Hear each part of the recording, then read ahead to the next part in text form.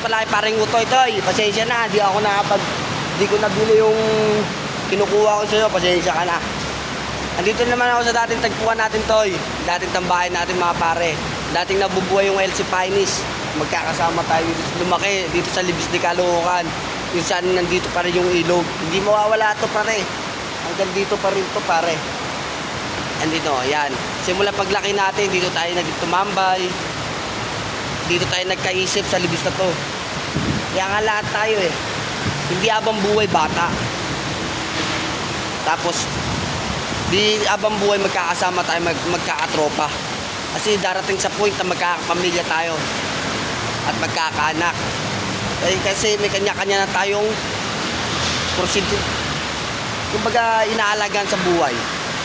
Yung magkaanak ka, siyempre priority mo na yun. Magkaanak ka na dapat unahin mo na yun. Ayan. Kahit di kayo pupunta man dito sa dating tambayan natin mga pare, masaya pa rin ako kasi masaya kayo. Dahil nagkakaroon na tayong sariling mga pamilya. At iwawala yung pagkakatropa natin mga pare. Abel, Manuel, at si Arnel, nagloko kasi. Boy, marami tayo, Jerome. Saan si Ali kasi wala si Ali. Sensya na. Ano siya sa Bulacan, doon nakatira si Ali. Dito kami lumaki. Yan. Dito kami naliligo dati. Yan. Ngayon din may mga isip na kami. May mga pamilya.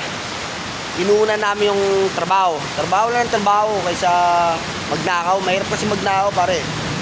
Kaya kailangan natin kumayod para sa kinabukasan natin pare. Shoutout sa'yo pare. Paring Utoy. Na-miss mo to? Dito, di ka pala dito nakumang. Si Manuel dito nabubog. Alis lahat, diba? Marami pangyayari dito sa ilog. Mga kababata ako. Yan. Yan ang ilog na yan. Marami na kaming alaala na iniwan dito. At dito rin kami tayo dati. Yan, dyan. Yan sa ilog na yan. Kaya wala na may mga pamilya na kami. At may mga kanya-kanya na kaming bahay at tirahan. Ayun lang mga pare. Salamat.